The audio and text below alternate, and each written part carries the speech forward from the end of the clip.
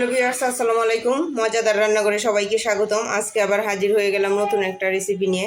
আজকে আমি আমসত্ত্ব তৈরি করে দেখাবো। এখন এখানে নিয়েছি 1 কেজি পরিমাণ আমগুলো কেটে দিয়ে ভালো করে পরিষ্কার করে নিব। আর এখানে নিয়েছি পাঁচফোড়নগুলো আমি কাঁচা নিয়েছি। এখন আমি ভালো করে ভেজে পাটা শিলে গুঁড়া করে নিব। আমগুলো কেটে ধুয়ে পরিষ্কার করে নিয়েছি। এখন আমি একটা পাত্রে এর সাথে আরও নিয়েছি চিনি, আধা বাটির পরিমাণ চিনি নিয়েছি।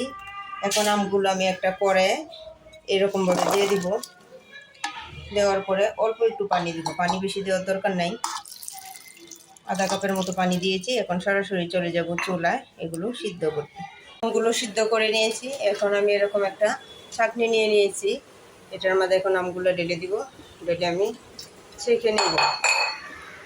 এভাবে হাত দিয়ে আমি টুকু করে সবগুলো এইভাবে ছেঁকে নেব। আপনারা ইচ্ছা করলে দুধ চাটনি দিয়েও ছেঁকে নিতে পারেন। আমি এটা দিয়েই ছেঁকে নিচ্ছি।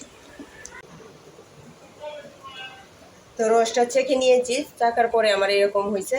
এখন আমি এরকম একটা কড়াই নিয়ে নিয়েছি। কড়াইটার মধ্যে রসটা ঢেলে দিব।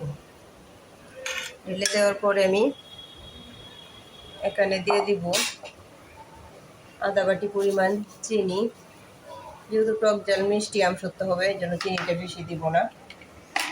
দিয়ে দিব আধা চামচের মতো মরিচের গুঁড়া। দিয়ে দিব আধা চামচের মতো হলুদ গুঁড়া।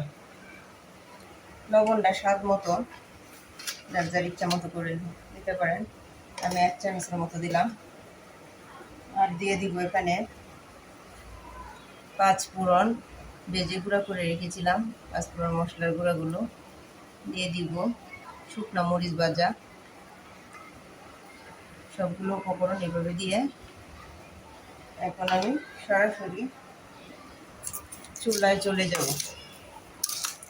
পানির প্রয়োজন নাই, চিনির পানিটা দিয়ে এটা মিশে যাবে। এখন আমি চুলায় এটা জাল করতে চলে যাব।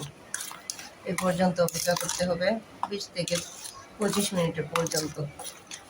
যখন এরকম গরম হয়ে যাবে তখন আমি আমসত্ত্বটা নামিয়ে নেব। এরকম একটা আমি পাত্র নিয়ে নিয়েছি। এখানে আমি অল্প একটু সরিষার তেল দিয়ে দিব। তেলে তো প্রয়োজন নাই, 1-2 ফোঁটা দিলেই হবে। তেলটা আমি হাত দিয়ে ভালো করে চতুর্পাশে এভাবে ঘষে নিব। সবটা পাত্রে এইভাবে মাখিয়ে নেব। তেলটা মাখানোর পরে আমি এখানে আমসত্ত্বটা ঢেলে দিব।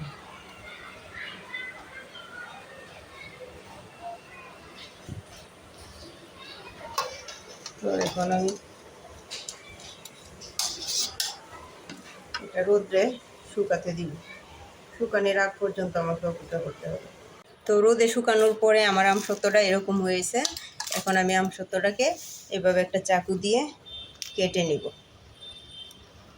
তো আমি আমসত্ত্বটা এভাবে কেটে নিয়েছি। আপনারা আপনাদের মতো ডিজাইন করে নিতে পারেন। তো রেডি হয়ে গেল আমার আমসত্ত্ব। ভিডিওটা ভালো লাগলে আমার চ্যানেলটা সাবস্ক্রাইব করে পাশে থাকবেন। তো আল্লাহ হাফেজ।